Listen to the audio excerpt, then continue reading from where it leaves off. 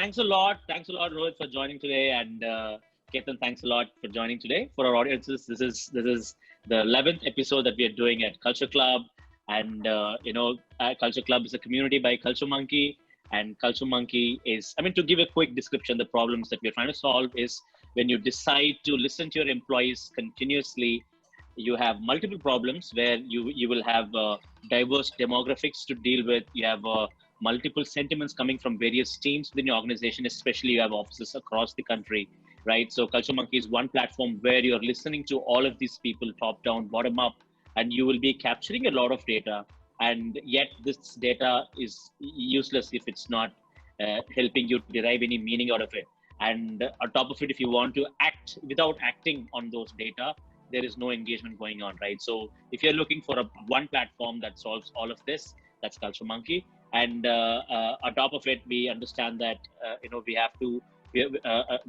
have this community Culture Club where we are interviewing CHROs from leading organizations, and this is purely to surface out problems around culture and employee engagement, and then discuss and add value. And we are already live on. I mean, so happy to announce that we are live on Spotify, Google Podcasts, and Apple Podcasts, right?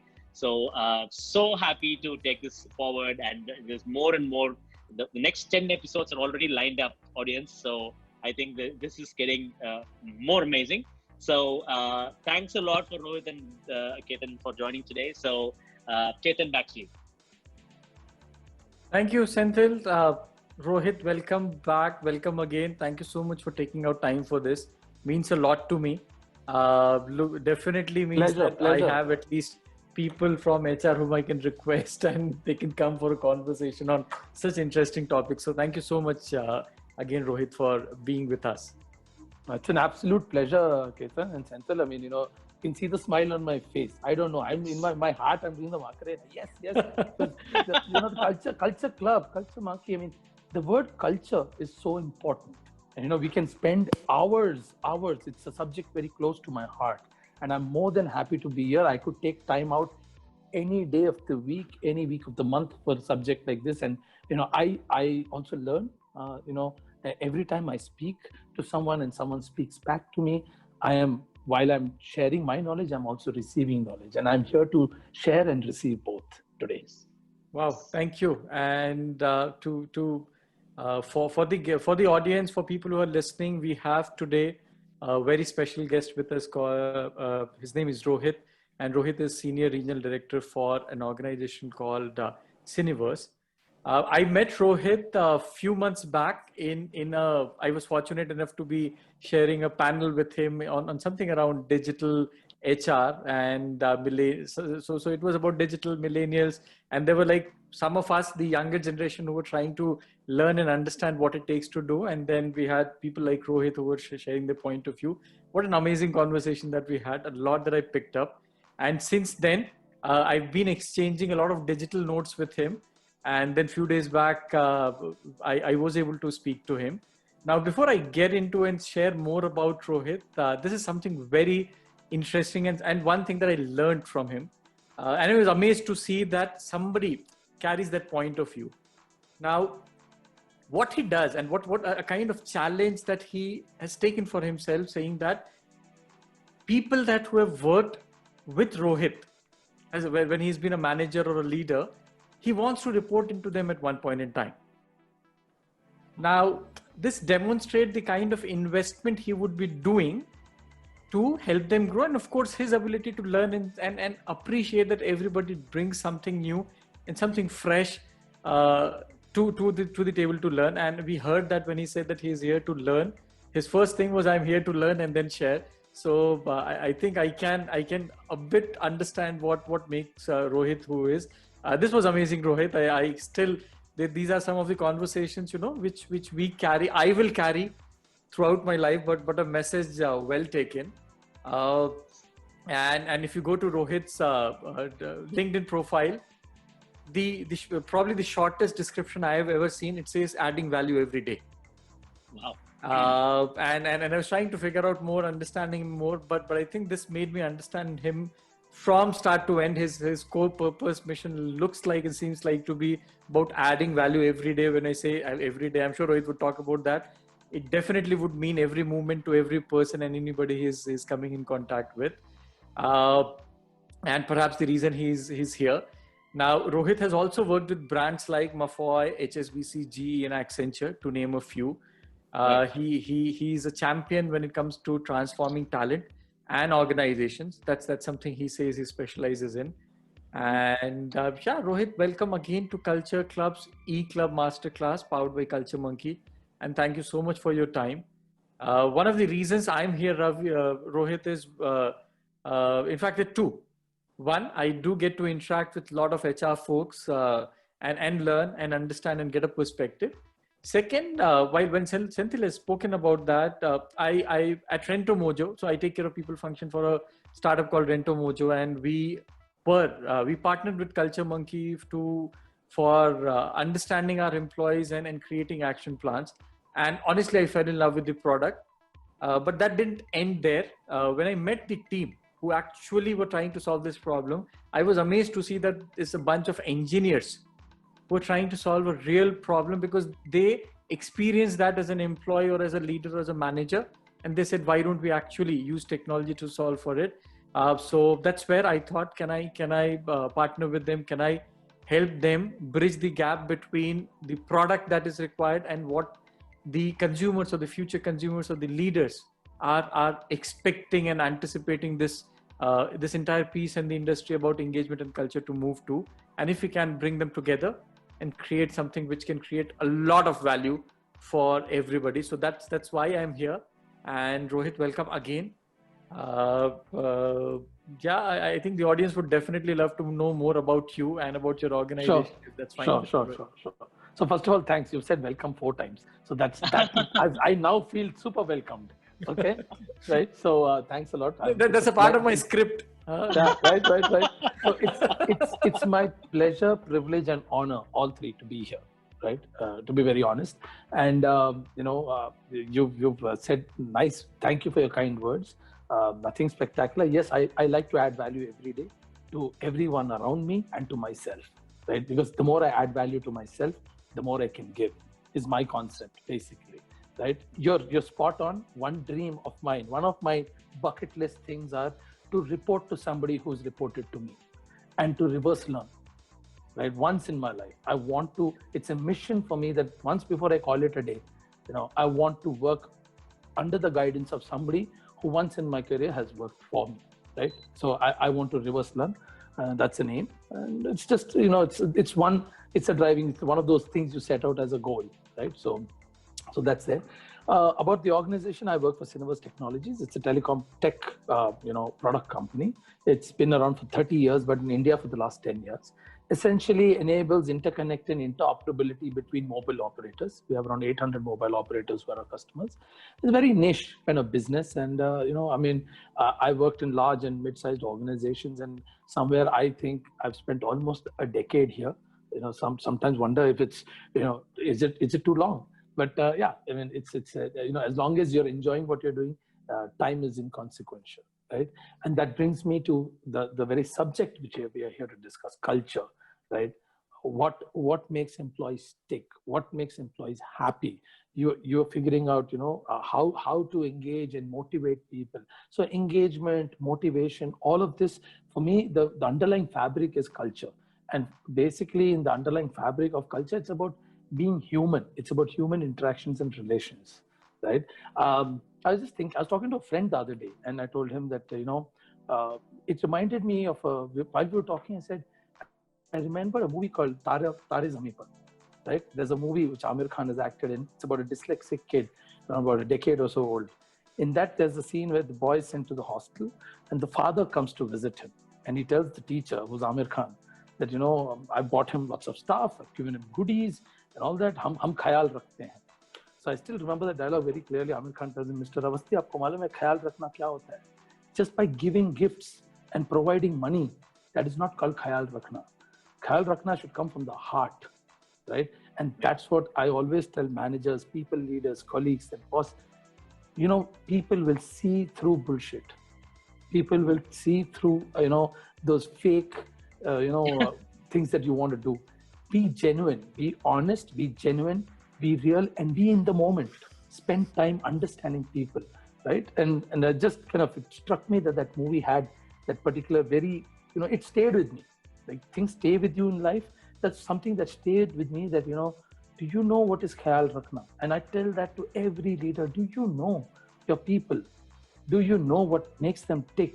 You don't need to. I go to restaurants. I don't give fancy tips, but I call the person who served me, the steward. I ask him his name. I shake his hand and I say, thank you for your service. I really appreciate you, Mr. So-and-so.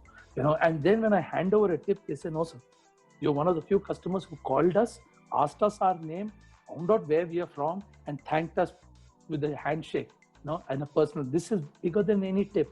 Money to anyone will throw and go, right? And that is what I talk about. That's what I mean when I say be human, be relevant. As a human resource function, it's all the more important, right? Because many times we need to coach and guide people managers whose focus is business, right? I don't fault sometimes people managers and other colleagues, because their focus is business. Their focus is they're driving certain outcomes. And in that whole journey, sometimes they can lose, sight of this particular human interaction and angle. And that's where we come in as coaches, as consultants, as mentors, as buddies, at different levels, at different situations, to come in and be that reminder, right? And my call out to everyone in the human resource fraternity is, first introspect yourself. Check if you're doing the right thing. Are you there? If someone were to take a survey among employees saying, what do you think of your HR partner? What are people going to say? What are the few words that they will say? Will they say policies, procedures, authoritarian, or will they say someone who understands, someone who cares, right? So I ask people to take a survey. I tell people, take an anonymous survey. Don't be involved. Let people tell you what they think of you. Get that feedback. Anyway, so I can keep rambling on, but Ketan, back to you. I'll be happy if we can specific. If you'd like to throw specific questions at me, I'd be happy to kind of point those answers, to your specific questions, because, like I said, this is a very, very, very. This topic is very close to my heart, and I can go on and on. Thank you, Rohit. For somebody like you, I'm sure I can have a list of 500 questions, and I have them. But I'm going to pick the top 5, which we believe right now people are looking at answers for, and I'm sure coming from somebody like you is going to help add a perspective, build a perspective, and together help us take the HR function and the organizations in a direction that we desire.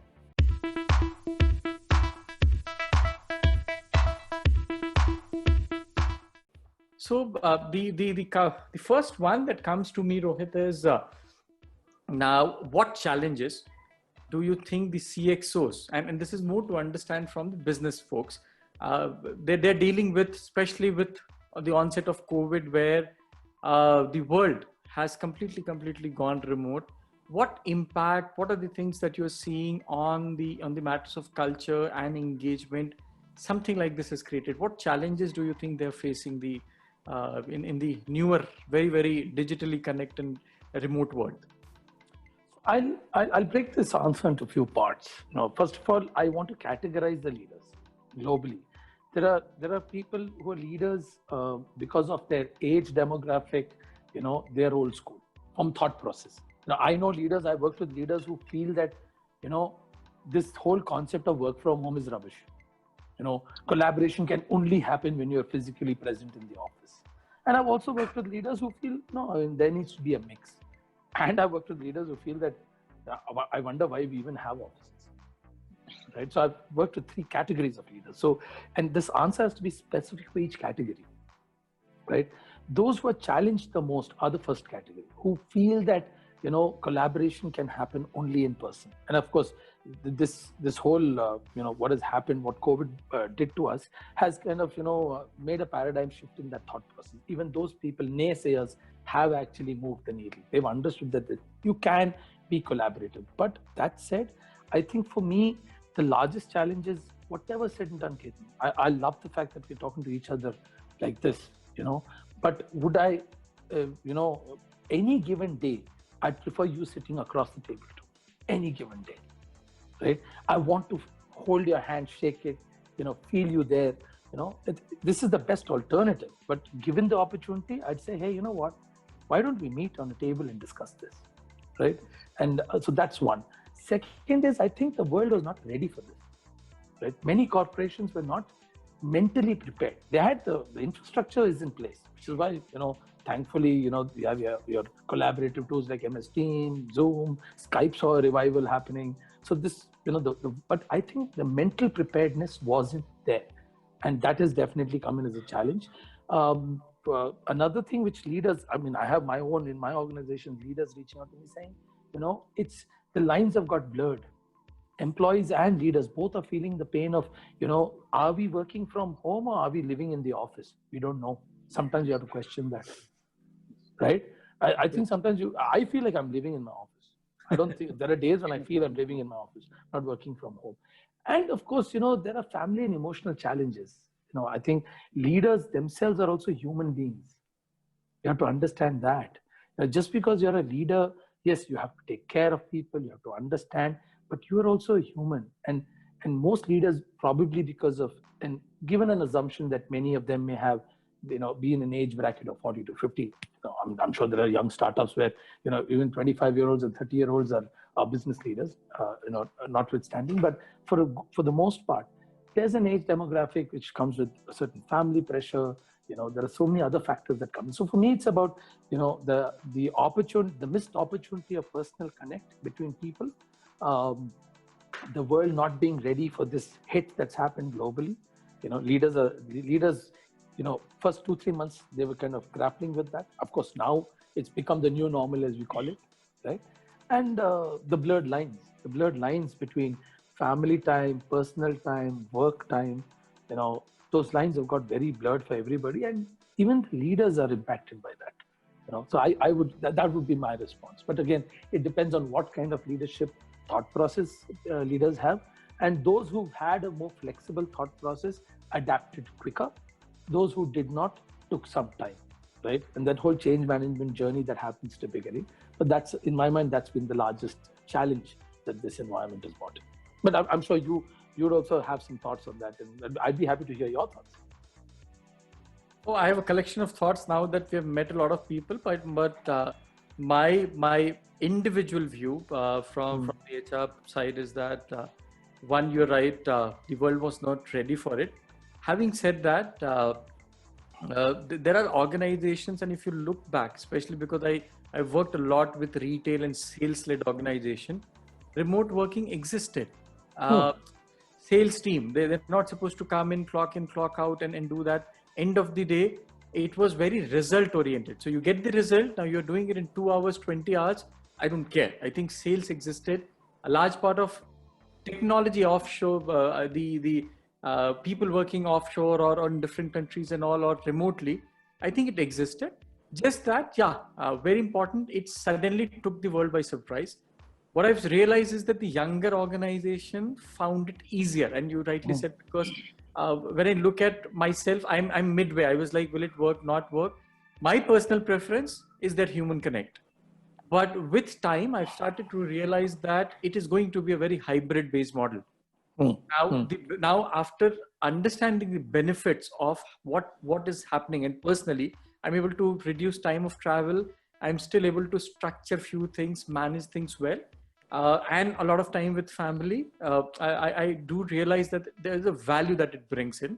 So I would be a huge evangelist of a hybrid model as we go ahead, where absolutely miss on that human connect.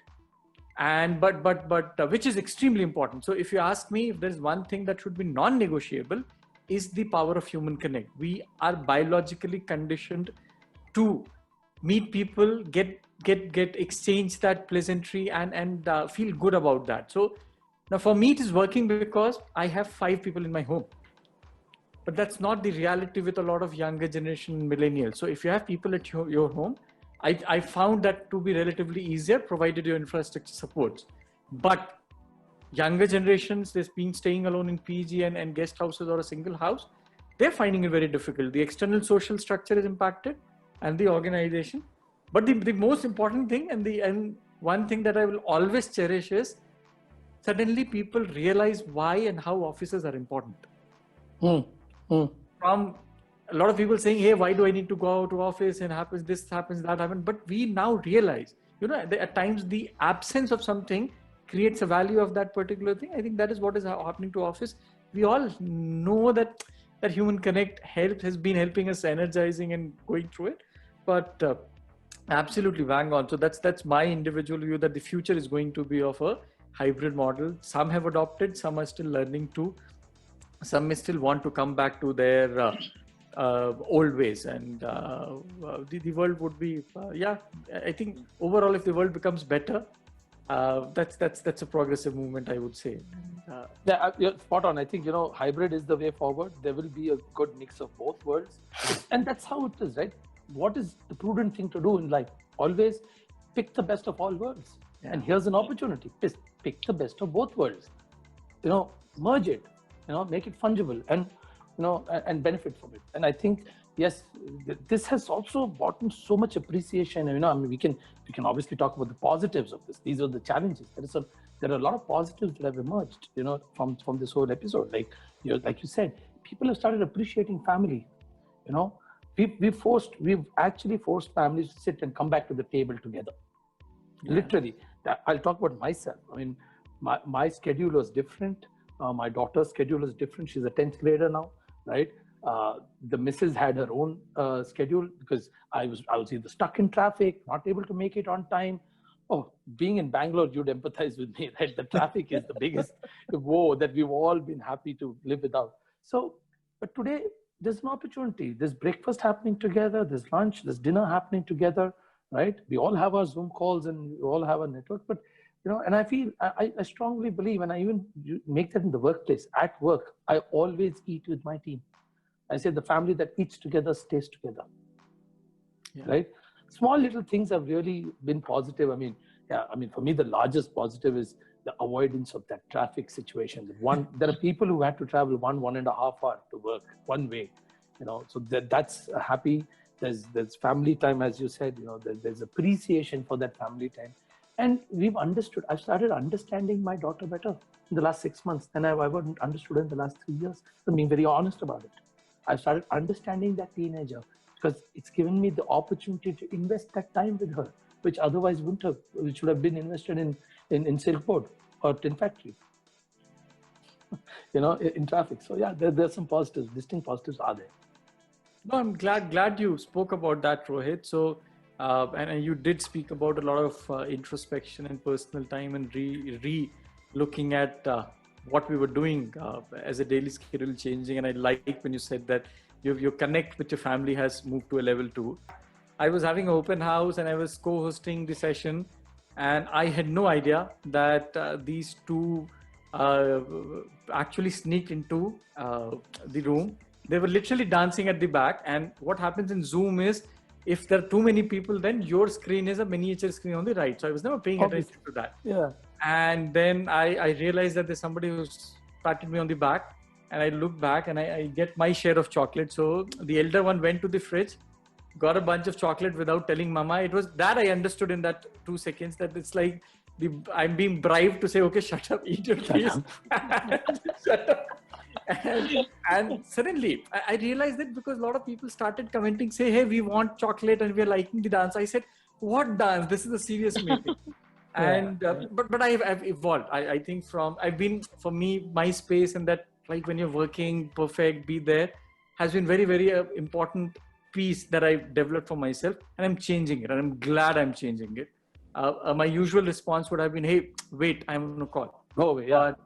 But I'm trying to learn. I have a long journey to go. But thank you, Rohit. And probably we talk about office. This is also about culture that you build at home, about saying that, okay, it's okay to come in between and ask for help and let life carry on. So now coming back to your thought on about before that, right? I had a point for engineers, right? So like you were saying, Ketan, that I've been engineer or a product developer for a large part of my life and worked in majorly modern startups, right? So for us, this has actually been there. Actually, we are even I wrote a blog like 6 months ago about are your employees in their zone at work, right? With millennials and developers, they actually take a day off to work at home, because in office there is meetings, there's a lot of, in the name of collaboration, and a lot of things that's going on. The engineers are not able to sit, focus, and code. So I clearly remember a lot of in lot of my in the jobs that I used to work, whenever there was a lot of backlogs in the Kanban board, I'd just target a Wednesday next week. I'd be like, okay, I know all of this there. The product owner in the stand-up will ask, okay, how many tickets this week? And I'm like, okay, let's meet next week Friday. And Wednesday I take a day off, and at home is when I'm in the zone. And in one day the productivity is shot up. But then that was good. That was better as long as it was just one day per 15 days, right? Now every day now, like you guys were talking about, the lines are blurred. Like rightly said, it's living in the office, not for working from home, right? So, so yeah. I just wanted to add that one point. Yeah.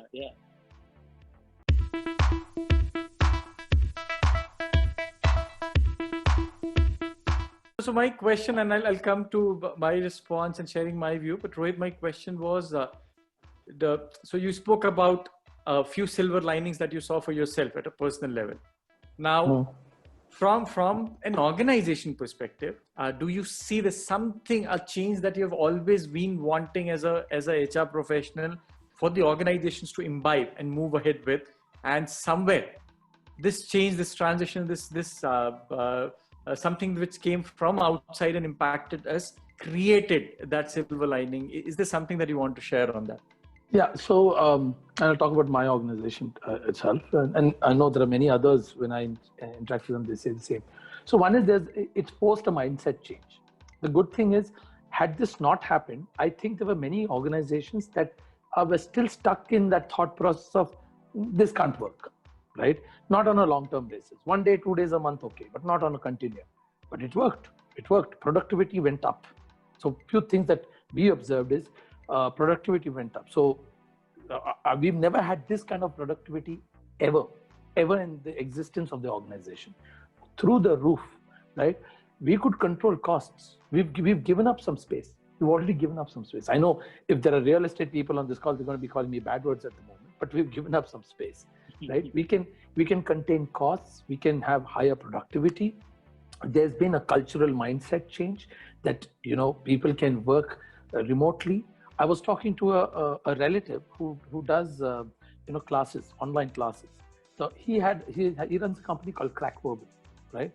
And the essential business model was have classroom training for students who aspire, GRE, GMAT, preparation for that. Today, his business has doubled because he says earlier my mindset was limited to one office in Koramangala, one office in JP Nagar, and that was it. And how many sessions can I run? But today he's saying, I have students from South Africa. I have students from Dubai. I have students from Singapore, Indian origin students who definitely would have wanted to be in this class, but couldn't. So it's also reimagined possibilities for so many people at so many levels. And I think that for me, it's about how this has, made people think differently, which they otherwise wouldn't have thought. Like different organizations I've taken 2-3 examples here already. So I think it's about, it has forced us to reimagine possibilities, which is a good thing.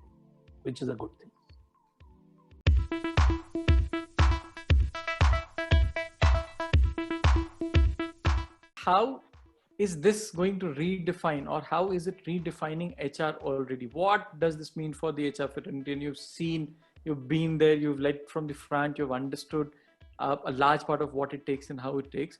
But what does this entire piece, this change is meaning or going to mean for the HR fraternity? So again, my thoughts only, clearly. But I think HR as a partner has, this has forced us to raise our bar on empathy, right? This has forced us so for some it happened naturally, for some it had to happen to be effective. You have to have increased your empathy levels. The connect levels have increased. we have never connected this well with employees while they were in the office, the way we have connected now. I'm being real. I mean, it was what used to be a chore. It used to be, oh my God, we have to do so many one-on-ones. Arey, karna hai one-on-one. But now it is, I see my team, my colleagues, my fraternity actually proactively reaching out to people and saying, we understand this is emotionally difficult. People have gone through, you mentioned about youngsters living alone. I personally know of at least 3-4 cases where people have gone through depression because of this. And I know that they needed help and they got help. And I'm so glad they got help. And in one of the cases, the help came from an HR professional. When the HR professional spoke to this individual 2-3 days in a row, realized that this person is very different today than what this person used to be back in the office. And then we boiled it down to that loneliness. That, and as an HR, we took a collective call that we will call this person every day for half an hour and talk. What have you done? What did you cook today? Can I send you something? Can I swiggy something across to you? Have you seen this movie? Come, let's do a movie marathon together. Let's do a Netflix party together. HR has to go into that. The human of human resources has to come to the core and has come to the core today. I've never had these kind of conversations in the past. The amount, Ketan, you are talking, you are blogging today. I see you. I see other friends of ours, right? The way, if you look at the content of what you're talking today, vis-a-vis 1 year ago, see the pattern shift. See what's happening. Look at LinkedIn.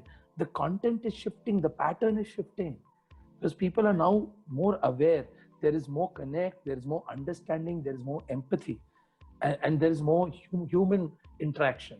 It is not transactional anymore. It was almost getting transactional when we were back in the office. This is my view. Wow. Thank you. Great point. Very insightful. No, I think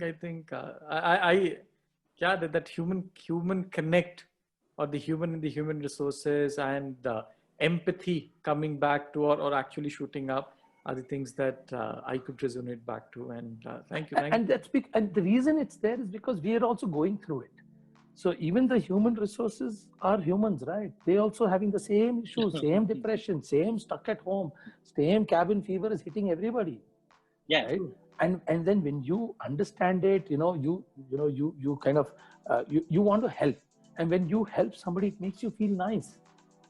The human resource function today has the opportunity to garner that feeling. When you give, there's a niceness about giving. There's a dopamine hit that happens to you as a human being, right? Simon Sinek talks about it all the time. Dopamine, serotonin. These are things that make you feel nice about yourself. And if you can help somebody, you can engage with somebody meaningfully. I've got comments from my teams, from my organization employees saying, thank you for that call. It was so awesome. It was so real, right? And I've not had that said to me in the last 9 years when I was in the office. But I had it said to me for the first time in my career now. Sounds very therapeutical and psychological, right? It's become for human resources. It is therapeutic. It is therapeutic. I tell people, I invite people saying, please, see it as therapy because it helps you as well. It makes you a happier person. Yes. Excellent. Okay, I'm silent because I think I'm needing more. I think very insightful, Rohit. I probably, if Senthil, I think next session we could do a 3-4 hour one on this one. Yes. But thank you. I'm just I'm kind of right now introspecting, looking back and resonating to what you said, Rohit. While there are a lot of conversations about processes, digital HR, technology, but this is a far deeper level. This is about the human in the human resources. And thank you for calling that out. I have something to ponder upon definitely today and right now.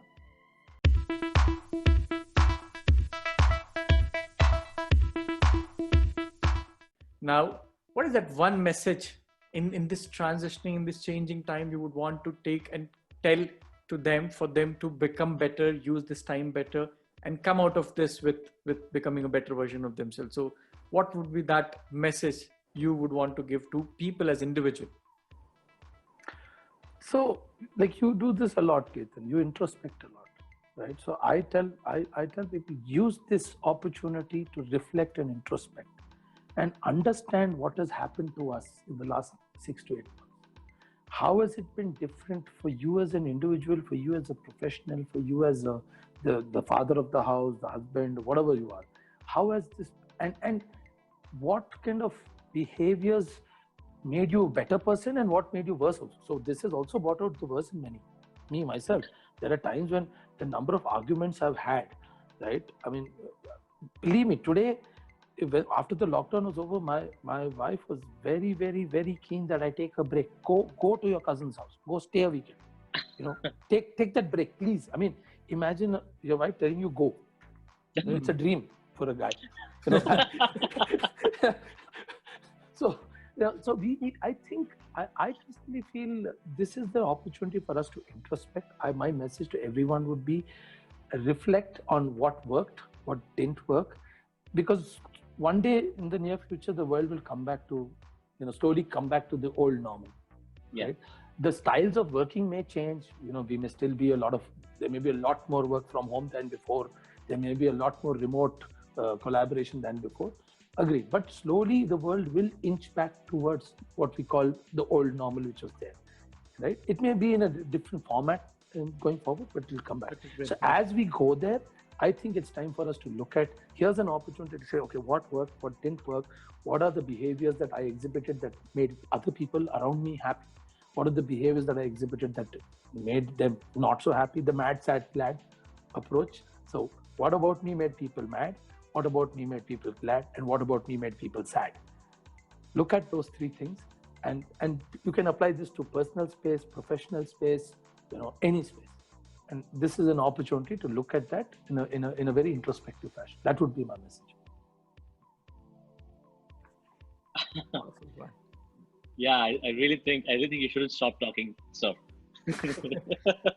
No, good. Thank you for calling those out, Yes. Rohit. Yes. And so I'll, as I said, I think with Senthil that we can. I'm right now in a complete, I don't know if this is getting recorded or honestly, I don't care, because I think I have a lot of insight that I'm picking up right now, and it's insightful. Having said that, we have borrowed your time to get some specific powerful points taken to people.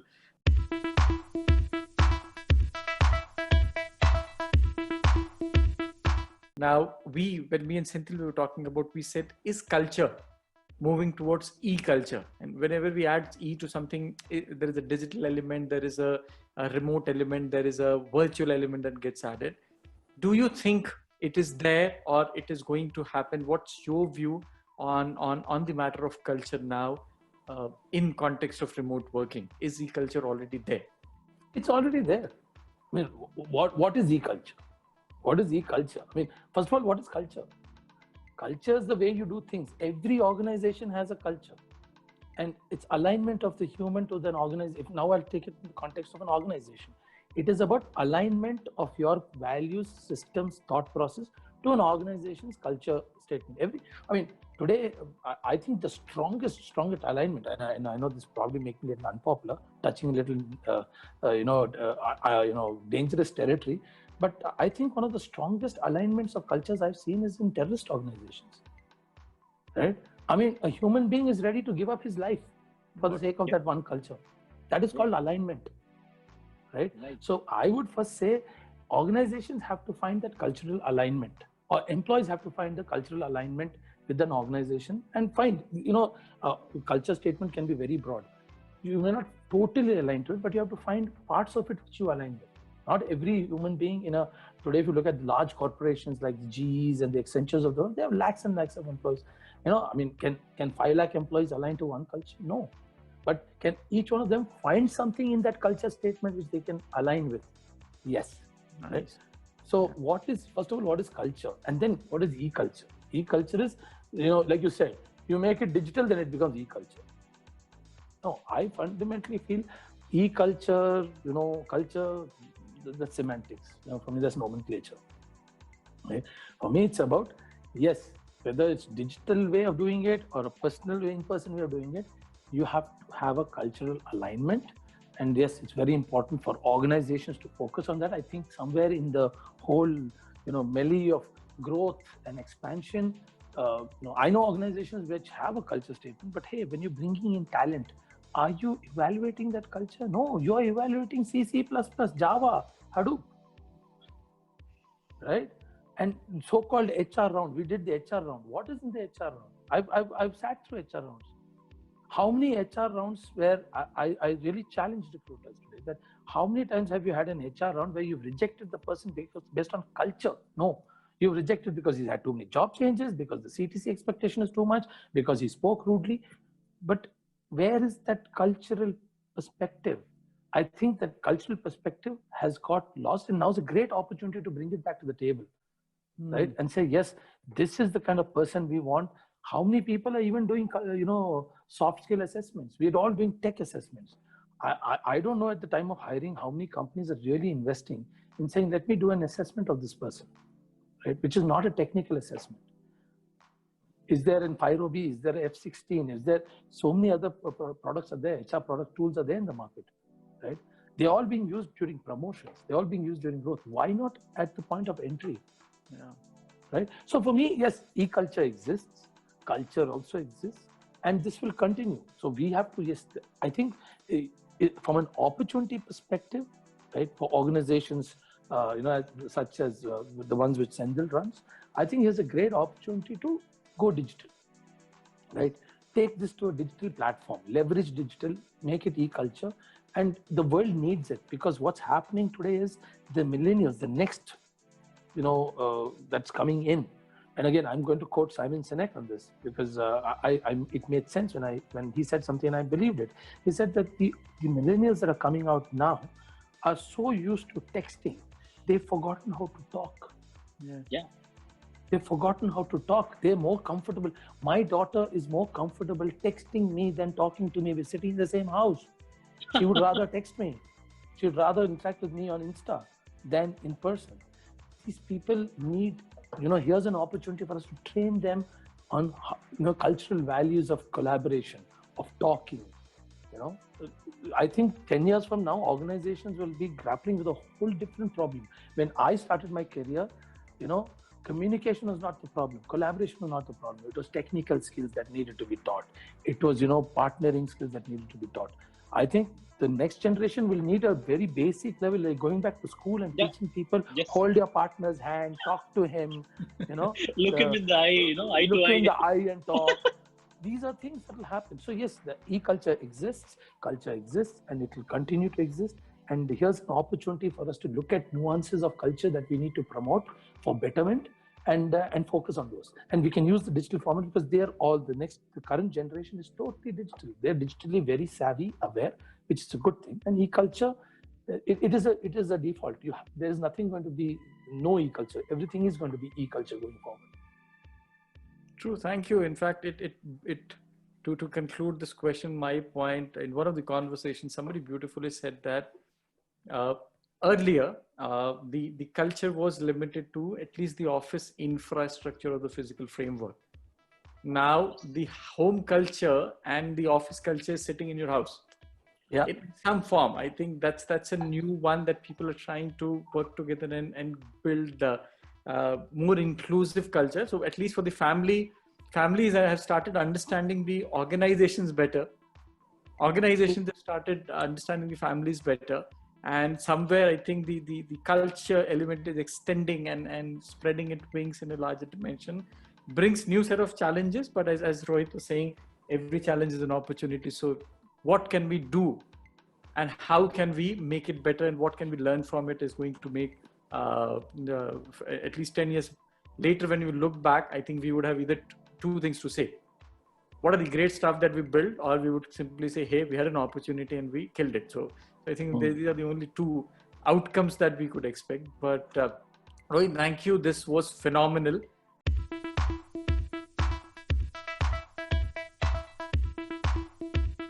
We have a few more minutes to go, and I have some interesting questions that I wanted to shoot at you. We call it the rapid fire question.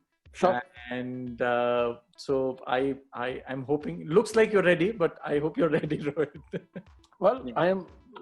What I know. What I don't know, I don't know. All right. I'm ready. Okay. Sorry, Senthil. I said I'm born ready. Yeah, something like that we can say for Rohit. So Rohit, if not HR as a profession, what would you have been, or what would you have chosen? Hospitality, without a doubt. It's my dream. And I am, after I report to somebody who's reported to me, I will quit and I will open a cafe and I will serve people like you. Come, sit with me, have a conversation, eat at my cafe. Wow. Feeding people is a passion. I love to feed people. Wow. Powerful. So I think the second question may have an easier answer. Now we know, but I'll still ask. Cooking, cleaning, or mopping during COVID, which was easier? I didn't cook. I can only cook to save myself basically morning breakfast, cereal, bread and egg types. So I didn't cook. I mopped. I'm a water boy. Anything to do with, so I was doing utensils and mopping. Mopping was a little difficult, but it helped me lose weight. So yeah, I mopped. I have a picture. I can share a picture with you where I've got the mop like Harry Potter's broom, and I'm trying to take off somewhere. So I can definitely would like to have a. I'd love to share that with you guys. Please. What's your next personal goal? I've lost my one goal, which I'm currently endeavoring, is 4 more kilos to go to reach my ideal weight. I was 114. I'm 86 today. I need to get to 82. Right? Yeah, I was. Some of my pictures look like a Snapchat filter. Oh.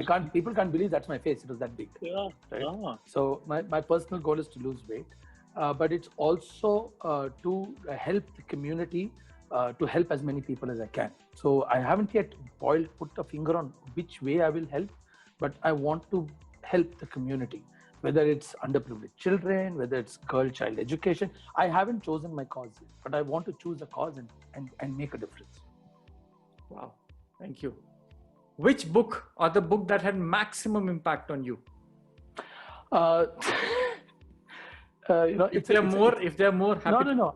So first of all, I'm not a massive reader of fiction, right?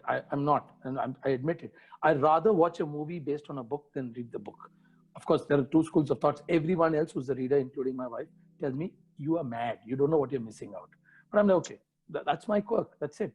But yeah, a very funny one. I'm a humor lover. I think we have enough problems in our life. I'd like to, even if I read, the little that I read is humor. So The Growing Pains of Adrian Mole by Sue Townsend. It's a diary of a 12-year-old kid. Uh-huh. And every page you flip, you are laughing. You're laughing because it's a 12-year-old diary. Very interesting. Nice. It's casual, relaxed reading that will make you happy. Interesting. I made a note of that. I do definitely need some amount of humor and laughter, but thank you. One thing that you thank COVID for? Traffic, man. Without a shadow of doubt. Apart from traffic. Damn, no. Which everybody's thanking COVID for. Okay, it's taught me how to live frugally. Live in a frugal manner. Oh, right? Thrifty. I mean, earlier, I could never imagine that in this much money, I could manage a month. COVID taught me how to do it without a problem. COVID taught me that it's okay not to go to a restaurant. COVID taught me it's okay not to have your maid coming in. I have a friend, and I take his name, Krish. He runs a company called Ace Engage. He always used to pride himself that they don't have domestic help. Between him and his wife and their son, they manage the house. And I was like, how do you do it, man? And I did it. I did it perfectly fine for 3 months. Right? So yeah, it taught me frugality. It taught me self-sufficiency. And it taught me that you don't need too much to live well. Yeah.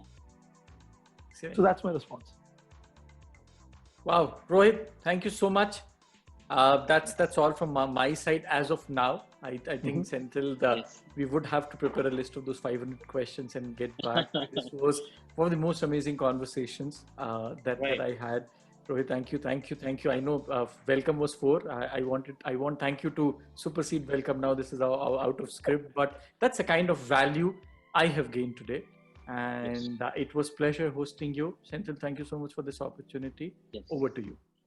Yes. Rohit, thanks. it's phenomenal. I think No, thanks a lot. I mean, I was just shocked with some of the points that I was like, wow, and noted down a lot. So of course, right. So in some of the blogs, if we are doing a lot of stuff around culture, right? So all of this will cascade into those content and those places. And of course, I'm going to quote you in many places without without the parent, right? Go for it. Go for it. Go for it. Right. So see, one of the points, right? Some two or three points I wanted to state before I end this session, right? So like the point that you brought out when you said in the hiring process, nobody grills the candidates for the culture element, right? So it's just technical and other things, right? So and I we have, I as an engineer, when I was working in Singapore, there are many engineers who applied for jobs in Europe, in Netherlands, in Austria especially. I remember this company, it's called Runtastic, which is like they do an app, it just tells you how many kilometers, calories, and all that, right? So in that company, a few of my peers applied and applied. They're like top-notch guys, the two of them are from Vietnam, and they're extremely technically talented. They take JavaScript, restructure, and they have their own version of JavaScript, right? So that's how much they are, but they get rejected. They have very good communication. They get very good this thing, right? So what I did, like I said, the reason why we started CultureMonkey itself, having this, unique interest in culture, I wrote to that HR who was actually outsourcing. It's an HR. It's not even HR. It's like a consultant who's doing hiring for Fantastic. I wrote to her asking for like requesting some of these things. I'm just writing on behalf of blah blah blah. Even I am also exploring opportunities. But what is the reason you rejected three of these guys? Simply, it was like one or two lines. I vaguely remember. They did not have the cultural fit.